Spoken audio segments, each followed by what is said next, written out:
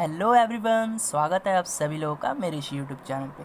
तो फ्रेंड्स, आज की इस वीडियो में मैं आपको मैथ्स के कुछ इंपॉर्टेंट क्वेश्चंस करवाऊंगा जो कि आने वाले एग्ज़ाम के लिए बहुत ही ज़्यादा इंपॉर्टेंट साबित होंगे। ओके, यदि आप लोग इस चैनल पे नए हो तो इस चैनल को सब्सक्राइब कर दो और बेल आइकन को प्रेस कर दो ताकि आगे चलकर और भी एजुकेशनल वीडियोज़ देखने को मिले। ओके, चलिए देखते हैं पहला क्वेश्चन है 8,000 रुपये में दो इलेक्ट्रॉनिक म्यूजिक सिस्टम खरीदे गए। पहले को 40% लाभ से तथा दूसरे को 40% हानि से बेचा गया। यदि दोनों मामलों में विक्रय मूल्य समान हो तो दोनों म्यूजिक सिस्टमों का क्रय मूल्य था। तो यहाँ पर दोनों म्यूजिक सिस्टमों का क्रय मूल्य हमको ज्ञात करना है। तो सबसे पहले म्यूजिक सिस्टम का क्रय मूल्य हम लोग एक्स मान लेते हैं, यानी पहले म्यूजिक सिस्टम का क्रय मूल्य को हम लोग कॉस्ट प्राइस बोलते हैं। ओके, तो हम लोगों ने इसको एक्स मान लिया। तो अब दूसरे म्यूजिक सिस्टम का क्रय मूल्य क्या हो जाएगा?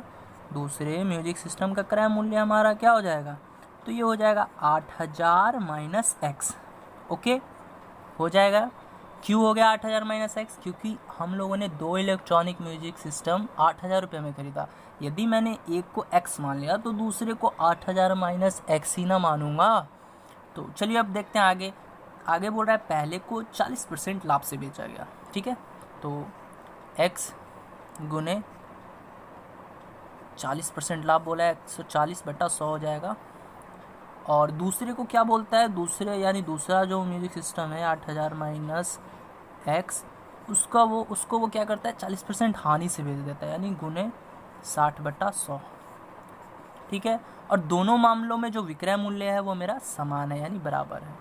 तो बस अब हम लोग x का वैल्यू यहाँ से फाइंड आउट कर लेंगे तो हमको पहले म्यूजिक सिस्टम का क्रय मूल्य मालूम हो जाएगा और इसी तरह दूसरे म्यूजिक सिस्टम का क्रय मूल्य भी हम आसानी से निकाल लेंगे। ठीक है, तो करना क्या है? 100 से 100 कैंसिल करो भाई, 1 0 से 1 0। ओके, क्या करो, 7 दूनी 14 और 2 3 6।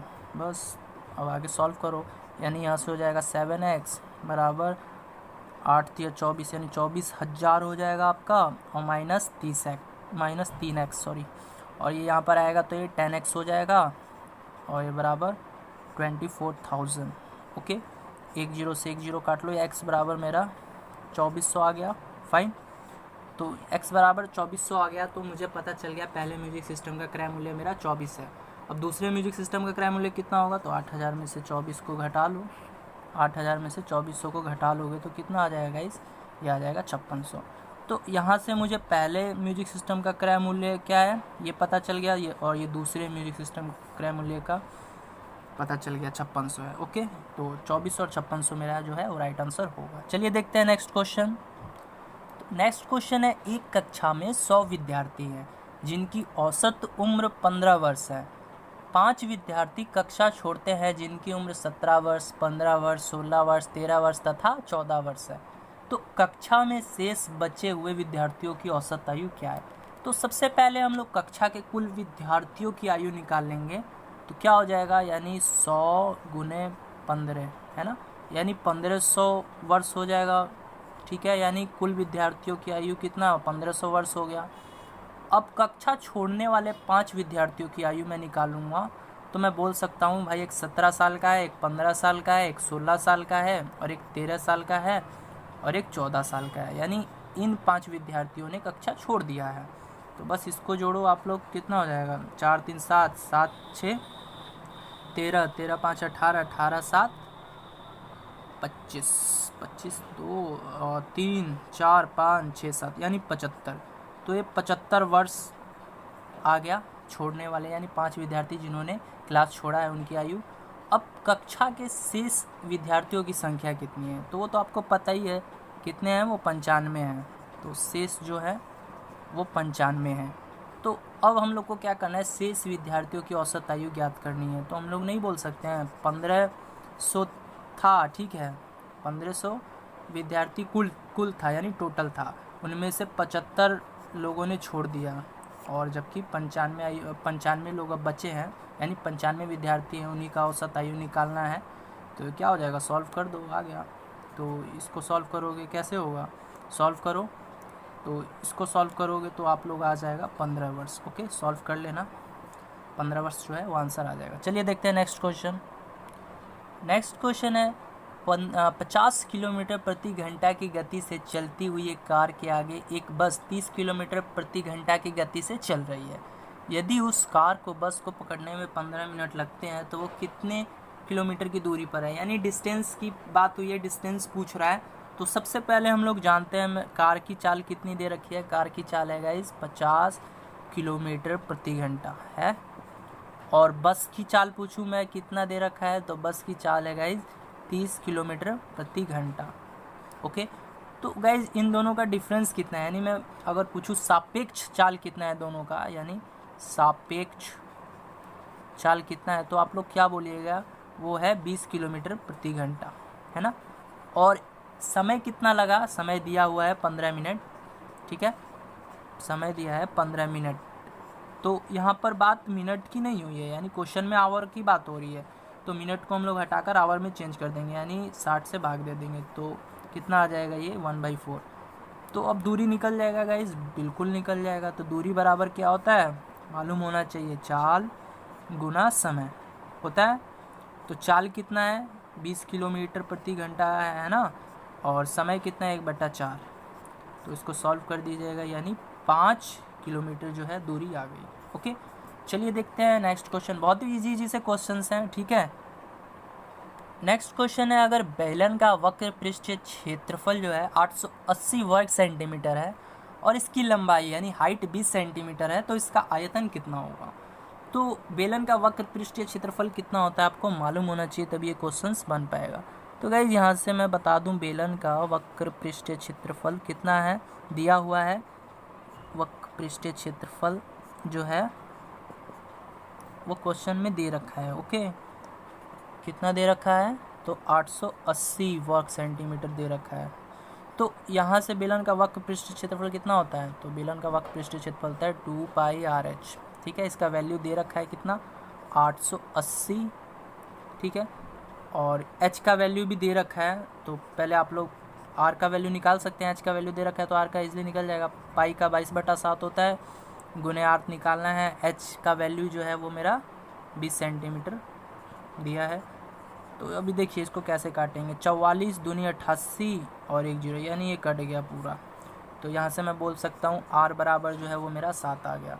तो क्वेश्चन में पूछा क्या है, इसका आयतन कितना होगा। तो गाइस बेलन का आयतन कितना होता है, तो बेलन का आयतन होता है πr²h। ओके, अब आप लोग सॉल्व कर लीजिए, कैसे सॉल्व होगा। पाई का मान 22/7, r जो है स्क्वायर में है, तो r गुने r यानी 7 गुने 7 हो जाएगा। h जो है वो मेरा 20 है, 7 से 7 कैंसिल कर दीजिए और इसको अब सॉल्व कीजिएगा, तो 3080 घन सेंटीमीटर हमारा आंसर आ जाएगा। ओके, यानी ऑप्शन नंबर जो है वो मेरा ए जो है वो करेक्ट आंसर हो जाएगा। चलिए देखते हैं नेक्स्ट क्वेश्चन। नेक्स्ट क्वेश्चन है, 7:13 के प्रत्येक पद में क्या जोड़ा जाए कि नई संख्या जो है 2:3 के अनुपात में हो जाए, ठीक है। तो बहुत ही ईजी क्वेश्चन है। तो प्रत्येक पद में हम लोग x जोड़ेंगे, ठीक है। तो कैसे होगा, यानी 7 + x, ओके, यानी 13 + x, ठीक है। देखिए इसको मैंने लिखा कैसे है, अब देखिए पहले तो 7:13 के प्रत्येक पद में क्या जोड़ा जाए, तो 7 अनुपात है तो इसको बट्टा में लिख देंगे, 7/13 हो जाएगा।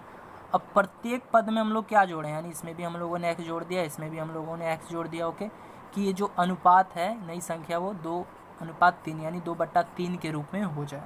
तो बस इसको सॉल्व कर लीजिए, जो आपका x का वैल्यू है वो आ जाएगा। तो कैसे सॉल्व होगा, 7 या 21x + 3x, 13 दूनी 26 + 2x, ओ सॉरी यहाँ पर x नहीं होगा।